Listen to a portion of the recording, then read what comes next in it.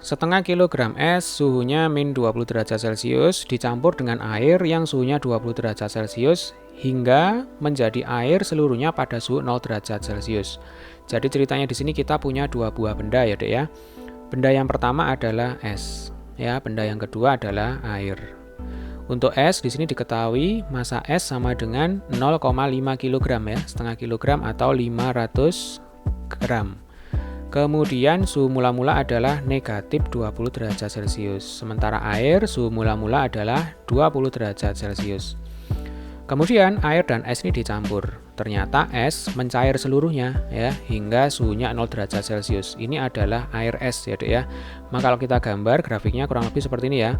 Jadi mula-mula es mengalami kenaikan suhu dari negatif 20 derajat Celcius menjadi es yang sekarang suhunya 0 derajat Celcius ya. Ini wujudnya masih es. Kemudian es ini sekarang melebur menjadi air yang bersuhu 0 derajat Celcius. Jadi sekarang wujud dari es sekarang menjadi air ya, menjadi cairan. Sementara air yang mula-mula suhu 20 derajat Celcius ini suhunya turun ya menjadi 0 derajat Celcius. Jadi ini adalah suhu kesetimbangan. Nah, jadi kalau kita gambar kurang lebih grafiknya seperti ini. Jika kalor jenis es atau CS ya 0,5 kalori per gram per derajat Celcius. Jadi ini adalah CS. Kemudian kalor lebur es 80 kalori per gram, ini adalah L ya. Dan kalor jenis air 1 kalori per gram derajat Celcius, ini adalah C air. Maka massa air mula-mula adalah, nah berarti di sini pertanyaannya adalah berapakah massa air ya, atau M air mula-mula itu berapa. Nah soal nomor 20 ini berhubungan dengan asas Black, yaitu kalor lepas sama dengan kalor yang diterima ya. Jadi kalau kita misalkan ini adalah Q1, kemudian ini Q2, lalu ini Q3, sesuai dengan asas Black, maka kalor lepas Q3 sama dengan kalor terima, yaitu Q1 ditambah Q2 ya. Nah Q3 itu rumusnya adalah MC delta T. Perubahan suhu ya, ada perubahan suhu di sini. Jadi Q3 itu adalah kalor air, berarti ini M air, C-nya C air. Delta T-nya berarti nanti dari 20 menjadi 0 ya. Sama dengan Q1. Q1 itu adalah kalor yang diterima oleh S.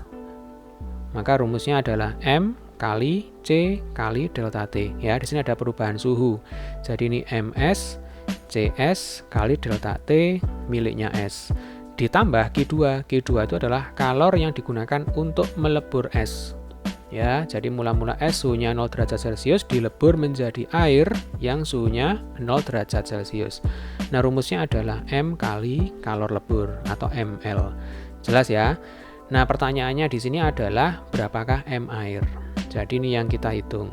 M air kali C air. C airnya tadi diketahui 1 ya. Dikalikan delta T. Delta T itu berarti 20 dikurangi 0 sama dengan 20 ya. Kemudian sama dengan MS. MS-nya 500 gram. Kita kalikan dengan CS. CS-nya 0,5 ya. Kita kalikan dengan delta T yang dialami oleh S. Jadi perubahan suhunya dari negatif 20 menjadi 0 ya. Berarti ini 20 ditambah MS kali L. MS-nya itu 500 ya, dikalikan dengan kalor lebur dari es itu 80. Nah ini kalau kita selesaikan berarti ini 20 M air sama dengan 0,5 kali 20 itu 10, 10 kali 500 itu sama dengan 5000 ditambah 500 kali 80 ini berarti 40.000 ya, Dek ya.